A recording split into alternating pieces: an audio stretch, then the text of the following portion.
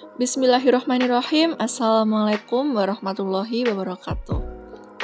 Yang terhormat Ibu Lohana selaku dosen pengampu mata kuliah hubungan industrial dan teman-teman yang berbahagia. Kami dari kelompok 5 akan mempresentasikan hasil dari diskusi kami mengenai kekuasaan dalam hubungan industrial. Nah, sebelum memasuki ke materi, perkenankan saya untuk memperkenalkan anggota dari kelompok 5. Yang pertama yaitu ada saya sendiri, Salma Safira Al-Qaidah, dengan NIM 2004 136233349. Selanjutnya ada Sekar Ayu Rahmazain dengan NIM 2004 136232210. Dan yang terakhir Safarida Hanifah dengan NIM 2004 136233322. Nah, adapun pokok bahasan pada materi kali ini yaitu yang pertama ada teori kekuasaan, yang kedua hukum dan kekuasaan, yang ketiga ciri kekuasaan, yang keempat hubungan antara buruh dan perusahaan, dan yang kelima contoh konflik. Untuk yang pertama yaitu teori kekuasaan. Kekuasaan dapat diartikan sebagai suatu kemampuan yang dimiliki oleh individu atau kelompok untuk mempengaruhi orang lain. Oleh sebab itu, bagi seorang pemegang kuasa bisa dibilang memiliki tanggung jawab yang sangat besar karena bukan hanya memberikan pengaruh terhadap seseorang, tetapi ia juga bisa memberikan pengaruh terhadap lingkungannya. Selain itu, pengaruh yang diberikan dari pemegang kuasa bisa berdasarkan keinginannya atau kepentingan untuk bersama. Kekuasaan itu sendiri bisa berasal dari jabatan pribadi atau dari garis keturunan. Selanjutnya yaitu hukum dan kekuasaan. Hukum dan kekuasaan mempunyai hubungan yang sangat erat. Hubungan itu dapat digambarkan seperti satu mata uang dengan kedua sisinya. Hubungan simbolik hukum dan kekuasaan melahirkan hubungan fungsional di antara keduanya. Kekuasaan mempunyai fungsi sebagai alat untuk membentuk hukum, menegakkan hukum, dan melaksanakan hukum. Sedangkan fungsi hukum terhadap kekuasaan meliputi alat untuk melegalisasi atau menjustifikasi kekuasaan, alat untuk mengatur dan mengontrol kekuasaan, dan juga alat untuk mengawasi dan mewadahi pertanggungjawaban kekuasaan. Oke, selanjutnya yaitu ciri kekuasaan. Nah, menurut Anderson itu, ciri kekuasaan ada 4. Yang pertama, kekuasaan merupakan konsep abstrak karena merupakan abstraksi yang memaparkan suatu pola interaksi yang terjadi dalam masyarakat.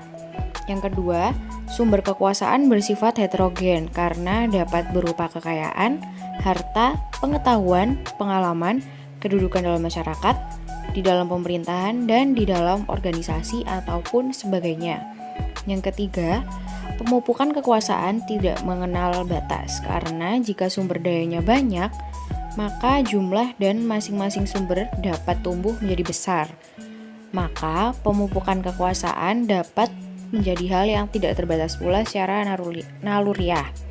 Dan yang terakhir, secara moral, kekuasaan itu mendua, artinya dapat terjadi kekuasaan merupakan hubungan, sedangkan hubungan dapat terjadi secara moral atau amoral.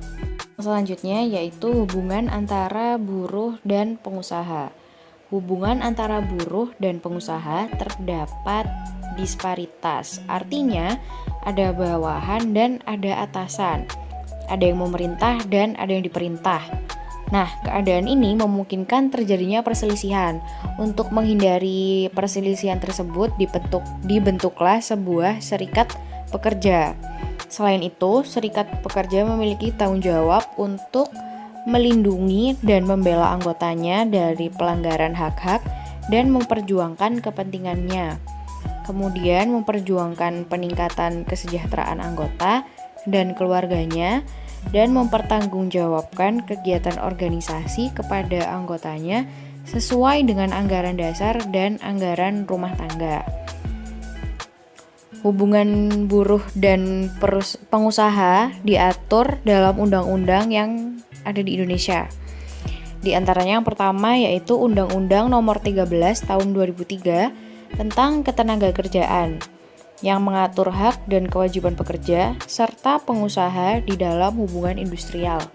Kemudian Undang-Undang Nomor 21 Tahun 2001 tentang Serikat Pekerja atau Serikat Buruh yang mengatur mengenai hak dan kewajiban serikat pekerja atau buruh secara terperinci. Dan yang terakhir, Undang-Undang Nomor 2 Tahun 2004 tentang penyelesaian perselisihan hubungan industrial. Undang-undang tersebut mengatur mengenai proses penyelesaian perkara yang timbul akibat terjadinya perselisihan di dalam hubungan industrial. Nah, berikutnya ada contoh konflik. Salah satu contoh konflik hubungan industrial yaitu konflik antara PT Indomaret dan karyawannya. Berdasarkan data yang diakses melalui CNN Indonesia, buruh mengancam akan memboikot seluruh produk PT Indomaret. Hal ini terjadi karena ada salah satu pegawai mereka yang dilaporkan ke polisi oleh perusahaan karena memperjuangkan pembayaran tunjangan hari raya pada tahun 2020. Presiden Federasi Serikat Pekerja Metal Indonesia yang bernama Riden Hatam Aziz mengatakan salah satu anggotanya bernama Anwar Besi dilaporkan secara pidana oleh PT Indomaret lantaran telah merusak gipsum kantor saat memperjuangkan THR 2020. Menurutnya, kasus itu terlalu kecil untuk dibawa ke pengadilan. Laporan itu sudah masuk ke dalam proses persidangan. Berdasarkan catatan Riden, persidangan sudah dilakukan 2 kali sejak manajemen Indomaret melaporkan Anwar. Ia mengaku heran karena kasus kecil ini harus sampai ke pengadilan. Sementara, belum ada penindakan terhadap manajemen Indomaret yang tidak membayar THR secara penuh kepada karyawan pada tahun 2020. Atas kasus tersebut, Riden mengatakan pihaknya akan melakukan perlawanan terhadap manajemen Indomaret. Ia tak terima karena manajemen telah melakukan kriminalisasi kepada buruh. Ia sudah memberikan instruksi kepada anggota FSPMI untuk melakukan aksi di kantor Indomarko Prisma Tama atau Indomaret. Jika manajemen tidak merespons,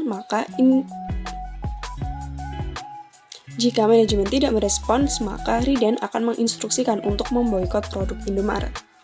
Pada kasus ini terlibat beberapa pihak. Yang pertama ada pihak manajemen Indomaret sebagai pelapor, kedua pihak karyawan Indomaret yang bernama Anwar Besi sebagai pihak yang dilaporkan, dan yang ketiga Riden Hatam Aziz sebagai Presiden Federasi Serikat Pekerja Metal Indonesia.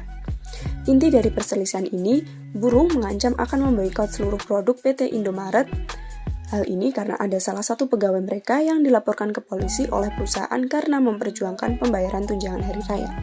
Untuk menyelesaikan masalah ini, kalangan buruh dan pihak Indomaret sepakat untuk tidak membawa ke jalur hukum. Mereka melakukan mediasi untuk memperoleh kesepakatan.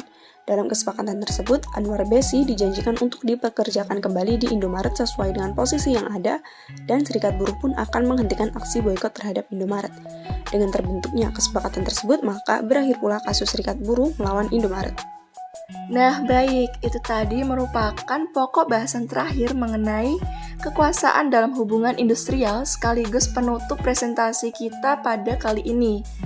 Sekian dari kami. Apabila ada kesalahan dalam menyampaikan materi atau dalam berkata-kata, kami mohon maaf yang sebesar-besarnya dan terima kasih banyak atas perhatian dari teman-teman semua. Akhir kata, billahi fisabilil haq, fastabiqul khairat. Wassalamualaikum warahmatullahi wabarakatuh. See you guys!